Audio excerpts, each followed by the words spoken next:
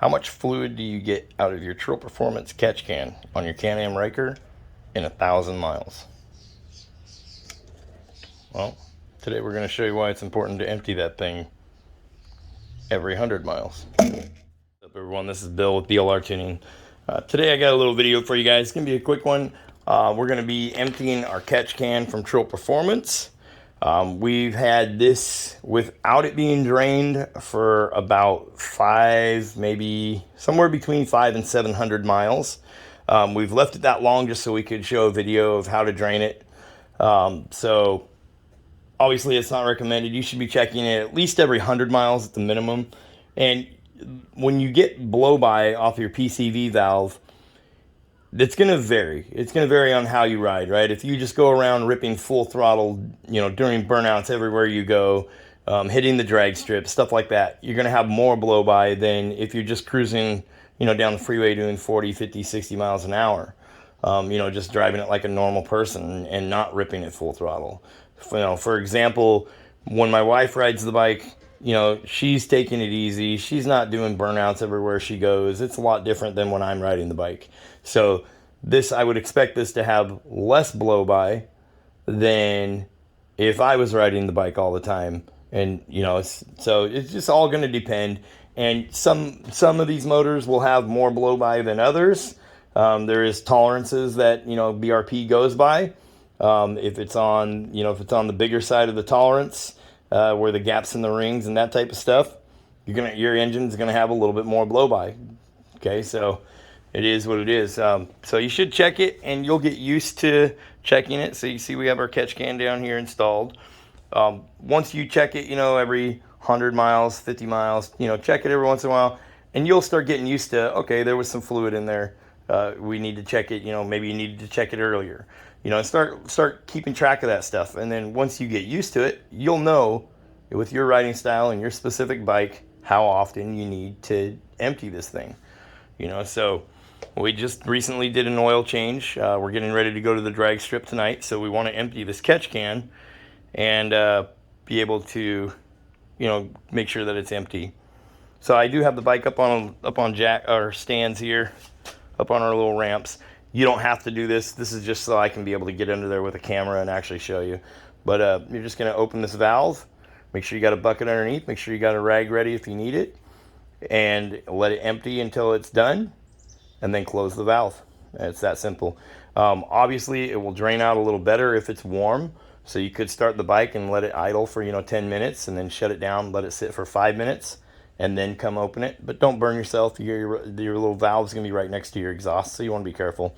But oil is going to flow a lot better if it's warm versus cold. Okay, because cold oil ends up being a little bit thicker. So, our little catch can's down there. You can see the valve. You can see the valve right here. My finger's on it. That's our little valve, okay? So we're going to get a little bucket. I'm going to set up a camera underneath there. We're going to open it and see what we got. A valve, so you guys can see that it's right here.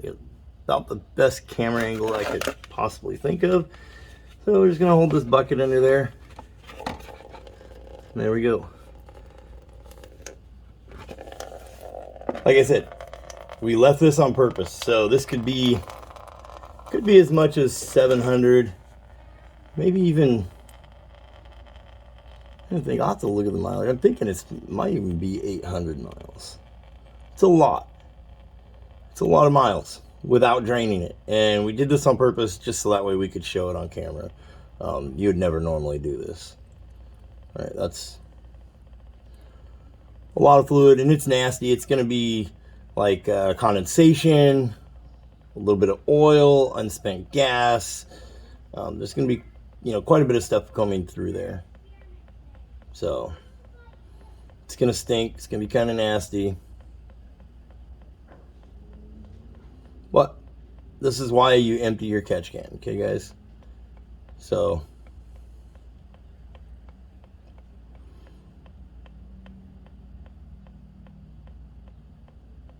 we just wait and let it drip. And if you don't see fluid, don't be alarmed.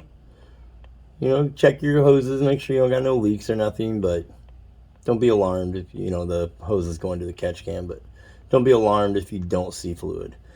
You know, like I said, sometimes you may not have any blow by. You may go 100, 200, 300 miles and not have any blow by, just because you've been riding the bike like normal. Or, you know, maybe you have a really good engine that's got a really strong compression and doesn't have a lot of blow by. This engine on this bike has always had quite a bit of blow by. So I'm thinking we got one of the ones on the bigger side of the tolerance levels that they allow. But, you know, we beat the heck out of it too, so I'm not surprised.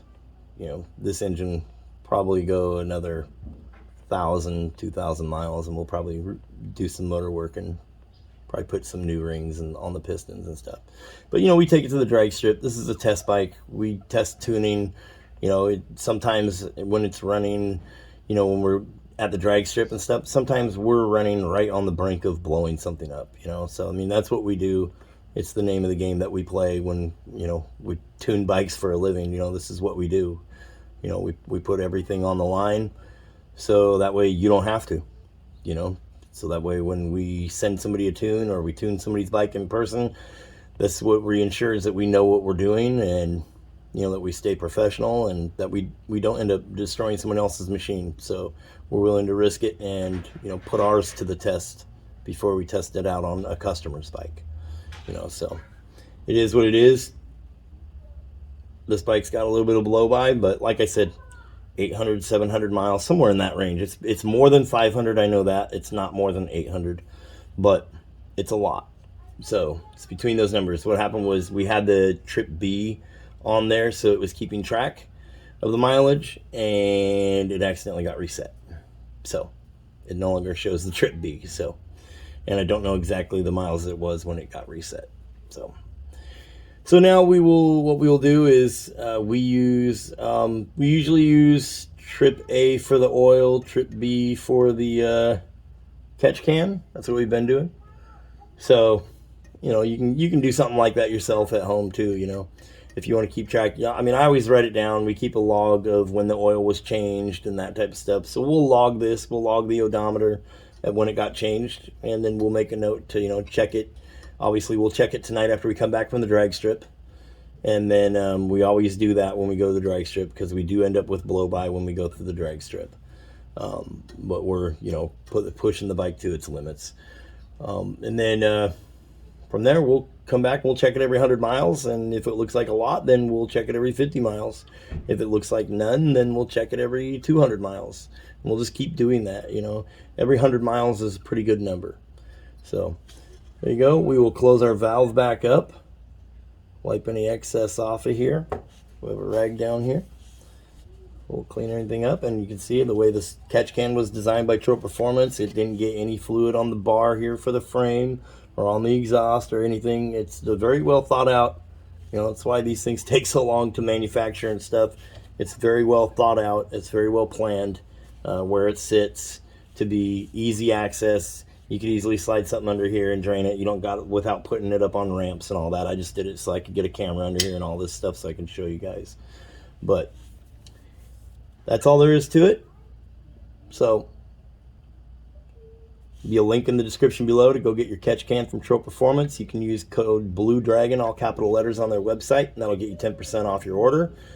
And then you can always go check out our website, BLRTUNING.TECH. And we have an Etsy shop as well. All links will be in the description below. And drain your catch can, people.